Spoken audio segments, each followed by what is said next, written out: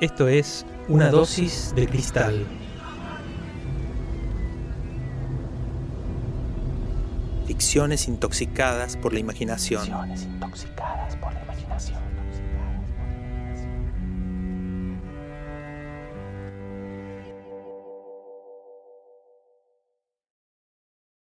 Hola, soy Martín Cristal y en este episodio les voy a leer el cuento La mano sensible, incluido en mi libro El sueño del tsunami.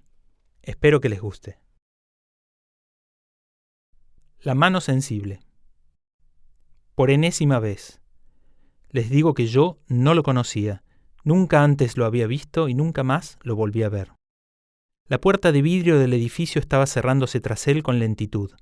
Yo alcancé a detenerla con el pie y entré sin tocar el timbre del sexto A. Él ya había llegado al ascensor y desde ahí me preguntó, ¿sube? Yo iba al departamento de Laura. Le llevaba un ramo de flores para que me perdonase por haber desaparecido durante tanto tiempo, más de una semana. Me pareció que entrar sin tocar el timbre iba a hacer que mi sorpresa fuera más efectiva. Él impedía que la puerta automática del ascensor se cerrara. Me apuré. ¿A qué piso va, señor?, me preguntó, muy formal y amable. Iba vestido de negro, pero no lo observé en detalle. Le calculé más o menos mi misma edad, unos 30 años. Al sexto, contesté, algo agitado por la breve corrida que había dado para alcanzar el ascensor. Con el índice de la mano izquierda, tocó el botón marcado con el número 6. En el acto, el rostro se le ensombreció de contrariedad. ¿Se siente bien?, le pregunté, intentando corresponder su cortesía anterior. El ascensor ya iba por el segundo piso. El tipo se irguió un poco y con la vista perdida dijo, en un tono sin expresión y sin destino, como si solo le estuviera hablando al aire, el ascensor va a detenerse antes de llegar al cuarto piso. Lo dijo cuando recién llegábamos al tercero. Miré la consola. Solo estaba marcado el botón del sexto. Sin embargo, unos segundos después, el ascensor se detuvo. Al mismo tiempo se apagaron todas las luces. En efecto, no habíamos alcanzado el cuarto piso. Estábamos atrapados justo entre el tercero y el cuarto, al parecer por un corte de energía eléctrica. «¿Pero qué problema?», dije, por decir algo. «No se preocupe, el corte solo va a durar media hora», me tranquilizó con aplomo. En la oscuridad su voz había cobrado cuerpo. El recuerdo de su cara se deformaría a medida que las sombras le ganaran terreno a mi memoria. En cierto punto, se desvanecería por completo. Sin rasgos físicos disponibles, todo lo que él era iba a concentrarse en esa voz grave, sin ninguna clase de acento. Una voz plana y monocorde. Por eso, hace un rato, les aseguraba que yo sería capaz de reconocer aquella voz mezclada entre la de una multitud, pero que nunca podría describir sus facciones, incluso a pesar de que, más tarde, la luz volvería para que yo le viera la cara de nuevo durante unos momentos. Pero eso sucedería justo media hora después. En aquel instante, a poco de que la luz se cortara, la pregunta se imponía. «¿Cómo supo lo del ascensor?», murmuré hacia el espacio indefinido donde debía de estar el tipo. Desde ahí me llegó una risita breve, como emitida desde el interior de una boca cerrada. Después, la voz, engolada, pagada de sí misma, empezó a hablar. Hasta ahora he contestado esta clase de preguntas con una sola palabra: presentimiento. Pocas veces tengo ánimo o tiempo para contestar como corresponde. Pero como disponemos de media hora, y no lo dude, puesto que nadie va a venir en nuestro socorro, ni siquiera si gritamos, esta vez puedo responder su pregunta en forma completa.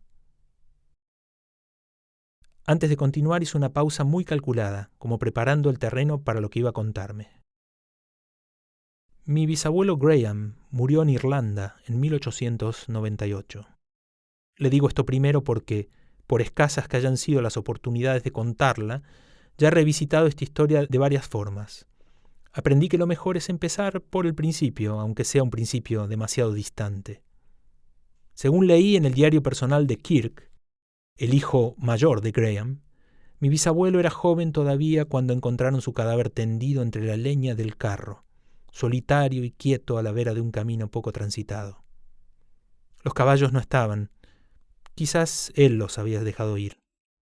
La gangrena le cubría la mitad del brazo izquierdo, cercenado en la muñeca. No lejos de ahí, desandando el mismo camino, encontraron el hacha ensangrentada. Junto a ella, unos cuervos se comían la mano de mi bisabuelo, que había sido cortada de cuajo. En el pueblo decían que Graham O'Leary había enloquecido y se había mutilado a sí mismo. Es posible que tuvieran razón. Casi 10 años después, su mujer y sus hijos cruzaron la isla de lado a lado. Con lo poco que poseían, se mudaron desde el estuario de Shannon hasta Dublín. Es posible que en la ciudad ellos se hayan sentido partícipes de los grandes cambios que se estaban produciendo en el mundo. Involucrándose con fervor en uno de esos cambios fue que murió Kirk, durante el levantamiento republicano de la Pascua de 1916. Tenía 28 años. Mi bisabuela y su hija, Anne, quedaron solas. Mi bisabuela murió en 1934. Mi abuela Anne se casó, cambiando su apellido por Sullivan, y vino a América unos años después. Con una Segunda Guerra Mundial aproximándose a las Islas Británicas, las promesas seductoras ahora corrían por cuenta del nuevo continente. Si alguien les hubiera sugerido a mis abuelos que se dirigieran a Norteamérica, en lugar de bajar hasta Sudamérica, quizás les hubiera ido mejor. Se establecieron en las afueras de Buenos Aires, en una casita de Hurlingham. Tuvieron 3 hijas, argentinas las 3, Juana, Dominga y Eva Sullivan. Hasta aquí le conté todo esto para que usted note que, durante los últimos 100 años, no ha habido un primogénito varón en mi familia, tal como lo fue mi bisabuelo Graham. Bueno, Kirk también lo era, es cierto, pero él no llegó a cumplir 30 años, así que no cuenta.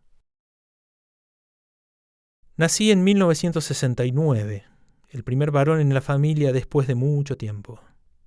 No me pregunte por mi padre, porque no tuve el gusto de conocerlo. Desapareció cuando supo del embarazo. Eva quiso nombrarme Neil como Armstrong, pero en el registro civil no la dejaron, así que eligió el nombre más cercano en la lista de los que sí estaban permitidos. Por cierto, no nos hemos presentado. Me llamo Néstor Sullivan. Encantado, le respondí, y luego yo también le dije mi nombre. Los dos nos reímos de aquella presentación a oscuras. Sullivan continuó. Hace unos años, poco antes de morir, mi abuela Anne me regaló 2 álbumes de fotos y el diario de mi tío abuelo Kirk, además de contarme muchas cosas referidas al pasado de la familia. Algunas se las he resumido a usted aquí.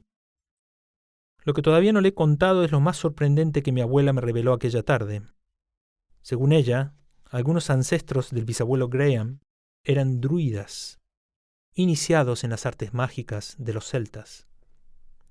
Al parecer, en cada generación de mi familia, el primogénito varón, al llegar a la edad de 30 años, adquiría la capacidad de entrever hechos pasados y futuros. Ese poder se manifestaba a través del tacto de una de sus manos. Digo entrever por no encontrar una palabra mejor para describir la certidumbre con que determinados hechos se presentan en mi entendimiento al tocar cualquier cosa o persona. Aquel viejo asunto perdió fuerza hasta transformarse en una leyenda a medida que en mi familia se sucedían las generaciones de mujeres. Yo mismo no creí lo que mi abuela me contó, hasta que cumplí 30 años. Mi primera experiencia fue el mismo día de mi cumpleaños, hace un mes. El festejo fue en un restaurante con mi madre, mis tías y mis primas. Todo iba de acuerdo a lo previsible y quizás usted coincida conmigo en que no hay nada más previsible que un almuerzo en familia. Todavía no llegaba el plato principal cuando mi madre me pidió que le sirviera un poco de vino. Tomé su copa con la mano derecha y fue como siempre ha sido, pero al sostener la botella con mi mano izquierda no digamos que vi, sino que supe, en forma instantánea, unas filas de enormes toneles de roble, iluminados por una luz tenue y melosa. Y también, en forma superpuesta, un sol de mediodía, la silueta de la vid dibujada sobre la tierra removida, unas mujeres cortando los racimos, unas canastas resecas Conocí todos los rostros, todas las circunstancias pasadas de ese vino y también las de su futuro, que culminaría en ese mismo almuerzo. Mi desconcierto fue total. A lo largo del día, el hecho se repitió con mayor frecuencia, casi hasta volverme loco. No podía tocar el interruptor de la luz o abrir una canilla o usar una llave sin conocer al instante la lista completa de las personas que habían prendido esa luz, abierto esa canilla o esa puerta. Y también qué electricistas, cerrajeros o plomeros habían reparado esos interruptores, cerraduras o canillas. ¿Y quién sería la persona que apagaría la luz por última vez? ¿Quién bebería la última gota de agua? ¿Y quién cerraría esa puerta para siempre? ¿No intentó cubrirse la mano para evitar contactos involuntarios? Lo interrumpí con genuina curiosidad. ¿Con un guante, por ejemplo? Sí, dijo tras un suspiro. Hice esa prueba al poco tiempo, pero fue inútil. Mi abuela Anne ya me había advertido que a veces podía enterarme de cosas no muy agradables, detalles que uno preferiría no saber. Apenas me puse el guante, lo supe todo acerca de las vidas de quienes lo habían fabricado, pero también sentí algo horroroso, la muerte dolorosa del animal que habían despellejado para confeccionarlo. Y también supe algo sobre mí mismo. Me vi guardando el guante en un cajón, desistiendo de su uso, cosa que, por supuesto, hice al poco rato de habérmelo puesto. No me quedó más alternativa que manejarme con cuidado de no tocar nada sin querer. Empecé a andar siempre con el puño cerrado, mostrando la palma o las yemas solo cuando estaba interesado en tocar alguna cosa para saberlo todo sobre ella. En esos primeros días no me animaba a contarle a nadie lo que me pasaba. En privado intentaba controlar lo que me sucedía, pero era incontrolable. Ese esfuerzo me alteraba, me ponía nervioso, irascible. Por suerte, poco a poco mis ideas se fueron aclarando. Las visiones, por llamarlas de alguna manera, empezaron a estabilizarse. Al fin pude separar lo importante de lo insignificante y extraer conclusiones, como la que le adelanté hace un momento acerca del ascensor. Si me permite, visto que nos quedan 10 minutos más aquí encerrados, me gustaría contarle la única parte de esta historia que todavía no le he contado a nadie. Me muero por la primicia, dije con sinceridad y sin plantearme aún si le creía o no. En cualquier caso estaba encantado con los desvaríos del tipo que me permitían estar a gusto en un ascensor sin luz, colgado de un cable de acero entre 2 pisos. Mi abuela Anne, como la mayoría de las abuelas, tenía razón. A veces uno puede enterarse de cosas que sería preferible no conocer.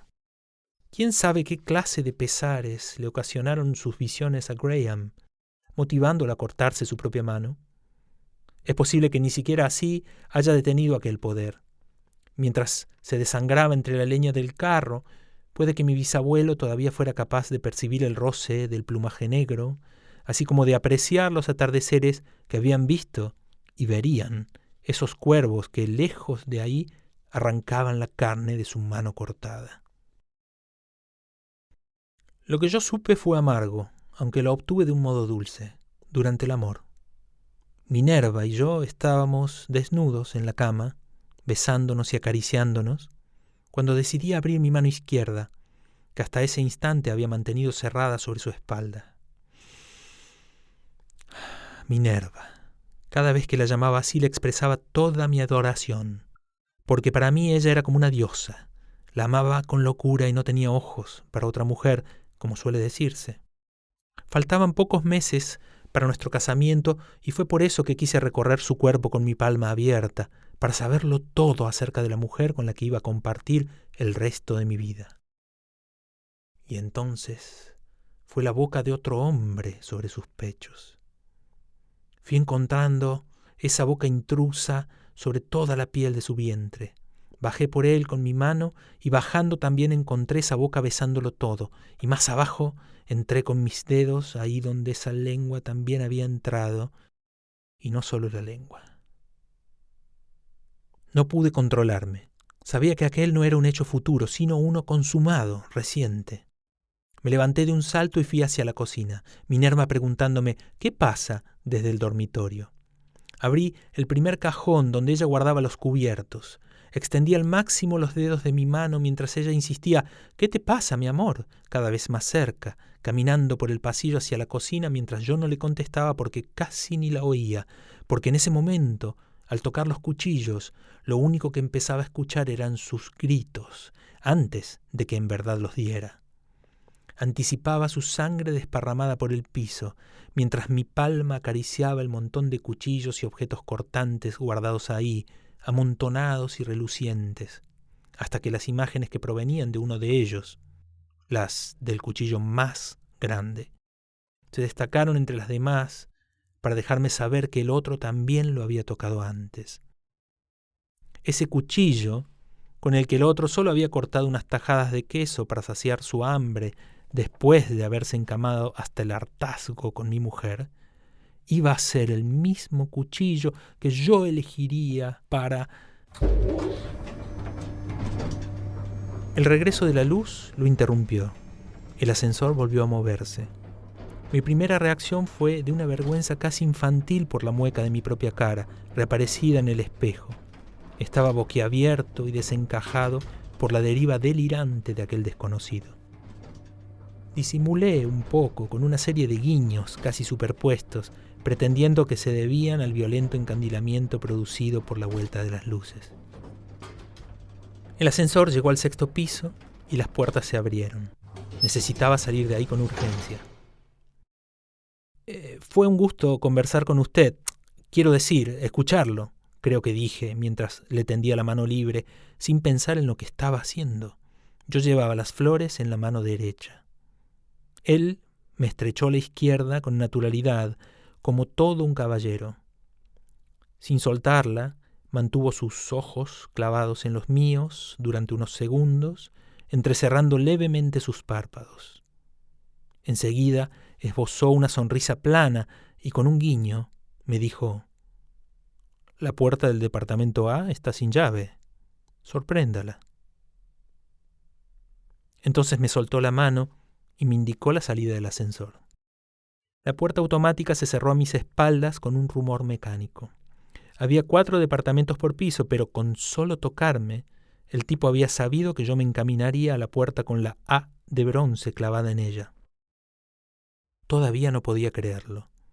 Pensé, si está sin llave, la sorpresa será perfecta. Y también acertó en eso. Estaba abierta.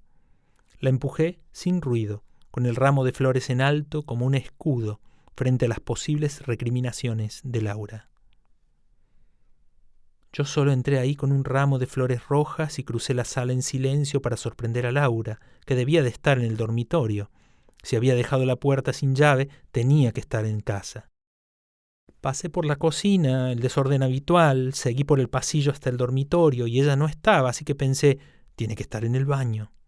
Abrí la puerta y ahí, las flores al piso, todo rojo, las flores y el piso y el agua en la bañera y Laura en el agua, todo rojo, hasta que alguien me golpeó en la cabeza y no vi nada más. Lo juro, Laura, o Minerva, como él la llamaba, nunca me había dicho que tenía novio, mucho menos que pensaba casarse. Sí, las huellas dactilares, es verdad, toqué ese cuchillo, pero casi una semana antes y solo para comer un poco de queso. Busquen en la cocina. Todavía tiene que haber un pedazo grande de gruyère, si es que él no se lo ha llevado ya. Busquen a un tal Néstor Sullivan. Todo lo hizo él. La sangre en mi camisa y también el golpe en la cabeza que ustedes dicen que pudo dármelo ella al defenderse. Pero no, fue él. Volvió al edificio porque ya había presentido que yo llegaría a esa hora. Sé que es difícil de creer, pero fue él. Yo no lo hice, sargento. Yo no fui, teniente. Yo no lo hice. Les juro que no lo hice.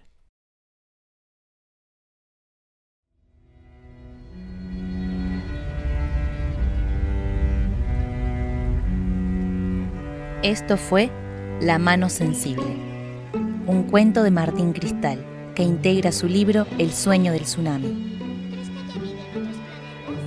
Fue publicado en Buenos Aires por la editorial Dávale Arroz. y está disponible en el sitio web www.davalearroz.com.